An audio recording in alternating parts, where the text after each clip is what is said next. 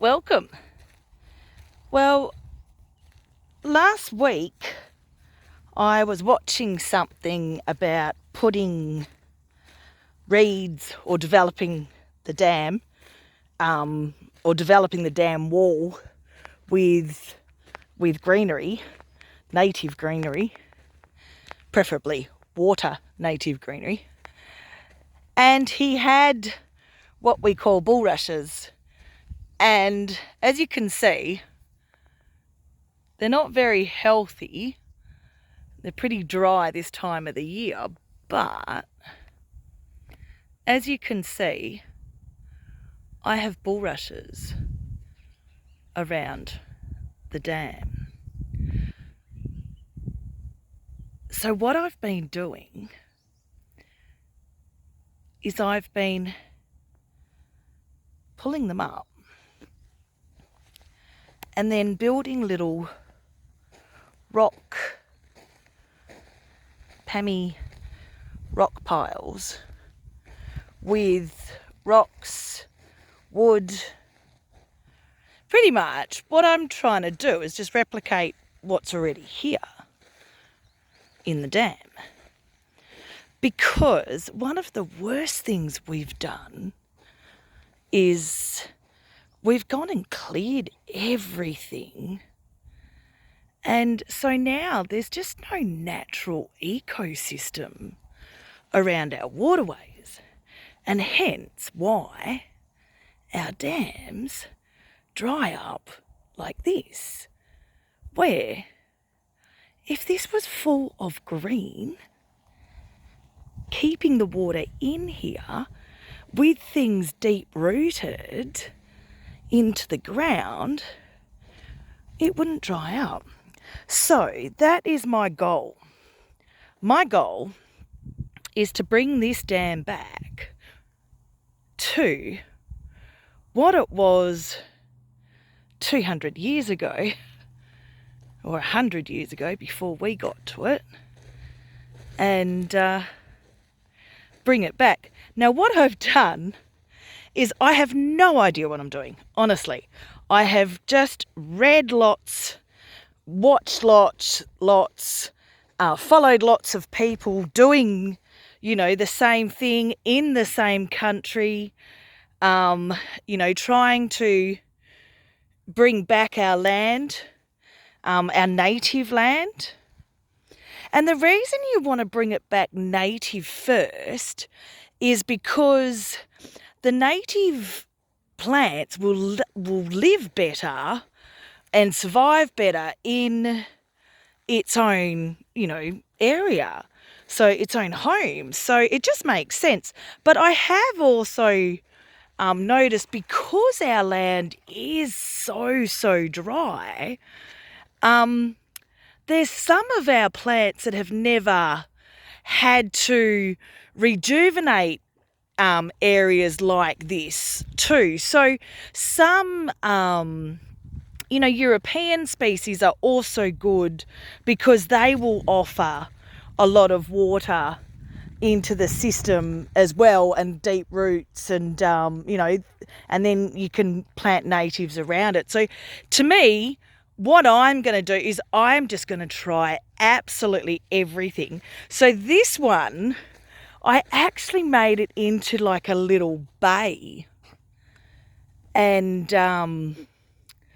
I just love it because doesn't it look natural? And the reason, you're probably thinking, oh my gosh, it's a little messy, like she's just left the things laying on the ground. But those things laying on the ground have seed, and the lots of things that I've read and watched, they've all said about permaculture or about rejuvenating land, they've all said that if you can start them by seed, the plants normally survive so much better because they've been born in there, so they've had to struggle, or they're used to that environment from day dot. Where if you grow a plant in a greenhouse and then bring it here, it really does shock the plant, when you've bought a plant from a nursery and you've brought it home and it's wilted and you're like, why? Just change of environment and also change of care. Like the reason, I don't want to do anything to these plants is because I want them to be really tough because, I mean, look at their environment that they're having to survive in. Sorry, there was a dragonfly that just went straight past my ear. And do you know what? That's one thing I've noticed. If you have a look at these piles, they are attracting insects.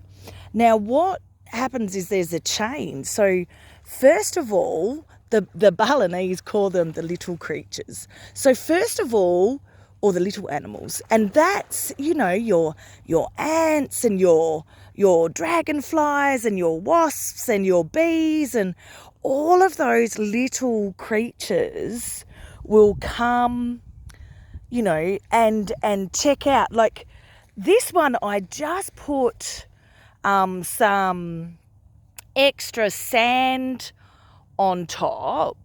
I've tried all different ways. So these ones, the reeds are actually laying down into the ground. So the seed is in the ground as well. And what I'm just going to do is just see which one works. Does the one with the little bay work? Does the one all out by itself work? Does this work?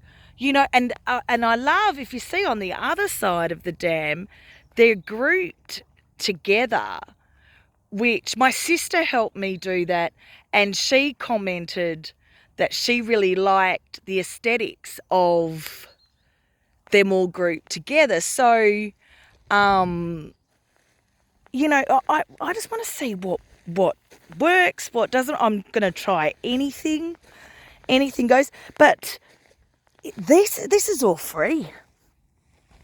It's all the bulrushes I got some from up here as well.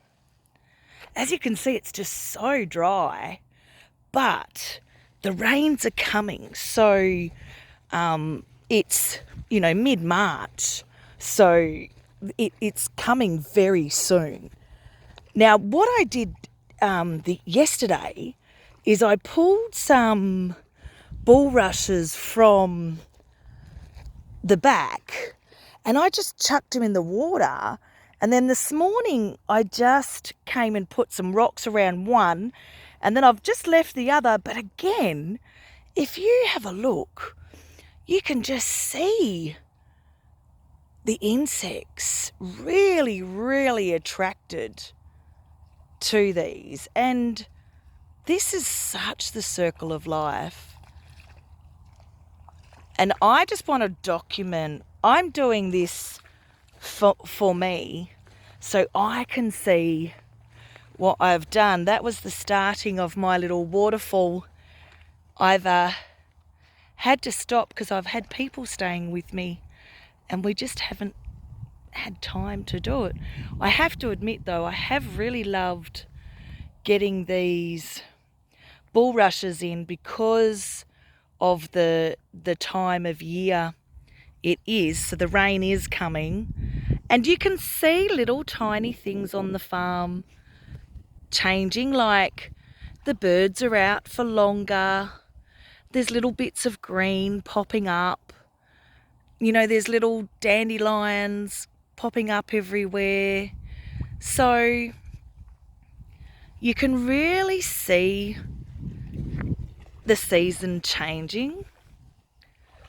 The Aboriginals believe that the seasons are changed not by the date, but by what trees are flowering and what the animals are doing, which is really, really interesting because the eucalyptus tree flowers now, and it's so interesting that it flowers right at the end of summer when everything else is really dry and really struggling, and then out comes this eucalyptus white flower that is just amazing.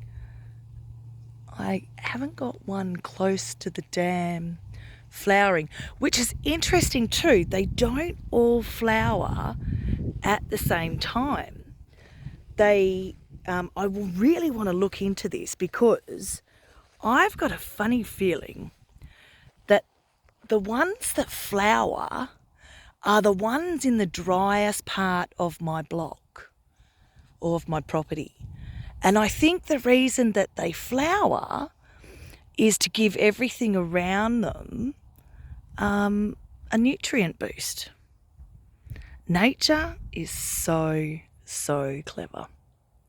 So as you can see, my dam is very, very dry and barren.